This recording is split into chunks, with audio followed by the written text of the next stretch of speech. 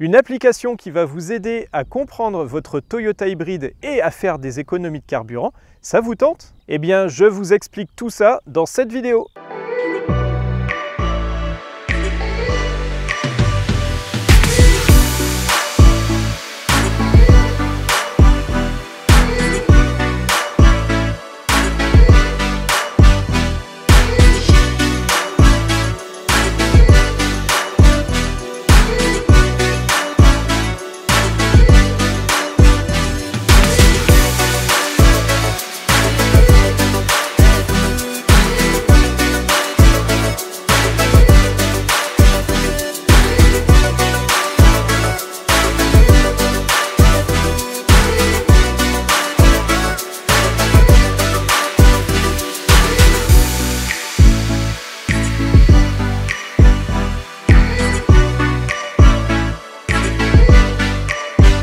Bonjour et bienvenue dans cette nouvelle vidéo où nous allons explorer ensemble cette application avec un essai routier et mon avis personnel à la fin de la vidéo. Pour cela, il va vous falloir deux éléments, un lecteur ODB comme celui-là pour moins de 35 € sur Amazon et un smartphone Android.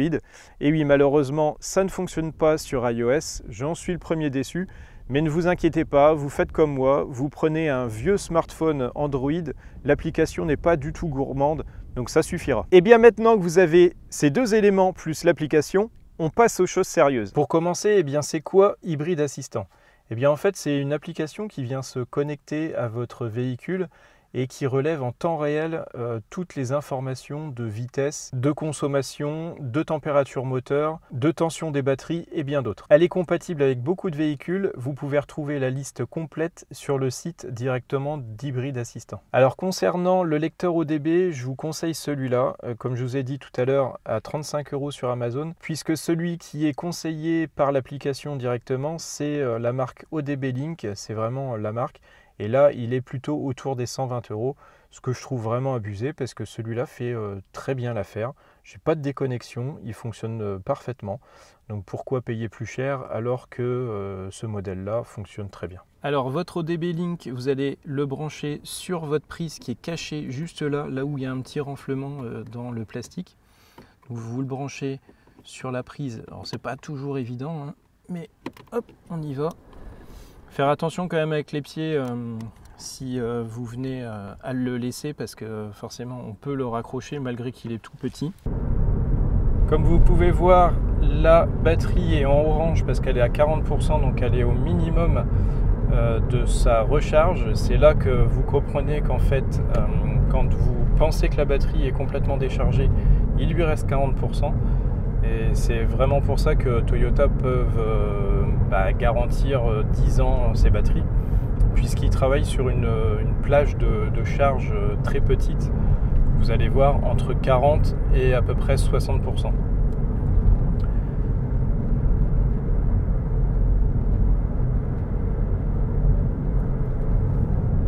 Nous avons aussi à 1900 tours, 1700, la vitesse de rotation du moteur. Donc ça c'est toutes des infos que vous avez sur une voiture classique mais que vous n'avez pas sur les hybrides, ou en tout cas pas sur le RIS, et c'est intéressant de le connaître puisque j'ai remarqué que la voiture ne pouvait pas monter au-dessus de 5500 tours, donc elle est bridée à cette vitesse de rotation, et c'est plutôt pas mal puisqu'on sait qu'on ne peut pas abîmer le moteur quand on appuie fort sur l'accélérateur. Au contraire, il faut le faire pour donner une impulsion avec l'électrique. La batterie est remontée à 46%. Pour l'instant, je n'ai pas utilisé les freins à plaquettes puisqu'on est en historique vert. Donc là, je suis en vert, frein régénératif, pardon. Vous allez voir que je vais faire exprès de freiner avec les plaquettes.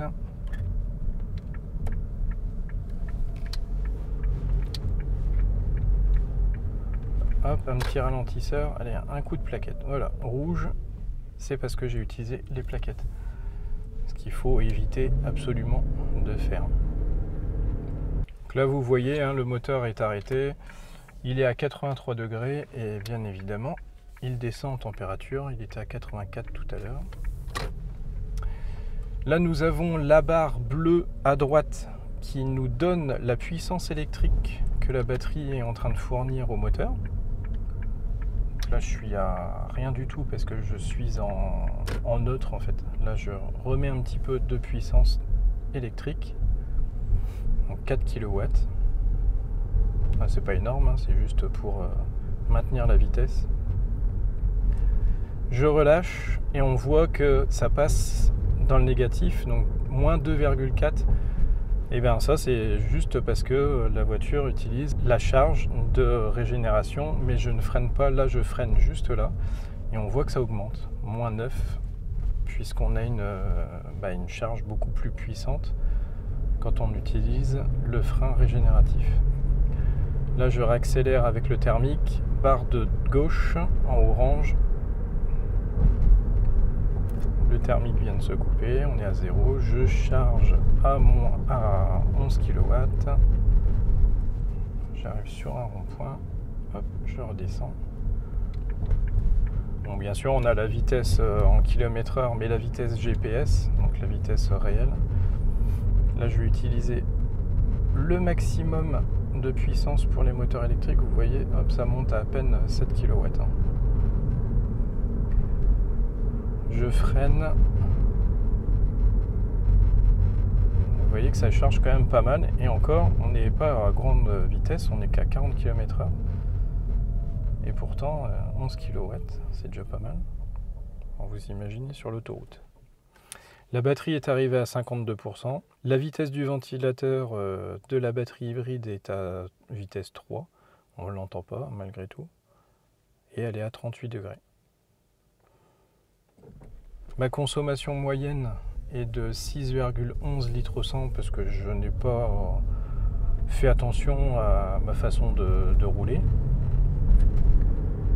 puisque je regarde un écran en plus de ma route, ce qui n'est pas forcément très bien, je vous l'accorde. Donc là je vais accélérer franchement et vous voyez 51 kW, 60 kW, je suis quasiment à fond niveau accélération. Et immédiatement, je relâche et vous voyez que le moteur thermique passe même en charge de la batterie puisqu'il est en négatif. 1500 tours.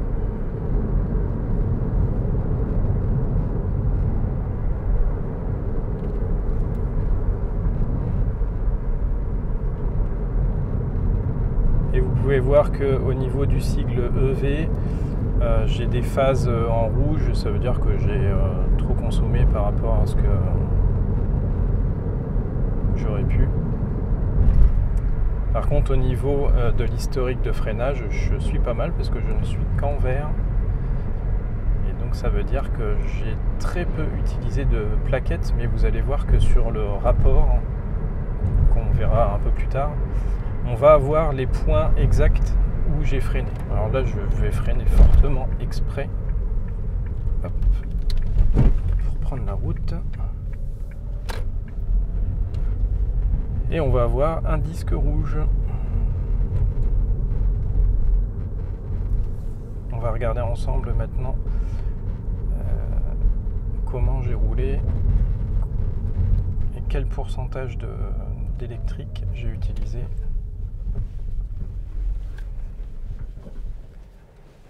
Voilà, on est à l'arrêt. Eh bien, au total, j'ai roulé à peine 10 minutes et j'ai roulé en électrique 54% du temps.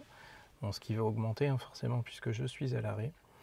Et sur 5 km, 41. Donc si on clique dessus, on sait qu'on a roulé pendant 8 minutes 41. Et bien maintenant qu'on est arrêté, on va générer un rapport. Donc on clique sur la petite clé molette. On clique sur hybride reporter. Donc pour avoir le rapport, il faut quitter un hybride assistant pour qu'il clôture tout simplement le voyage comme il dit. Et on revient sur la petite clé molette, hybride reporter. C'est un petit peu long puisqu'il doit générer les rapports. Et donc on est sur le rapport du 22.7, donc celui-là, le premier, génération du rapport.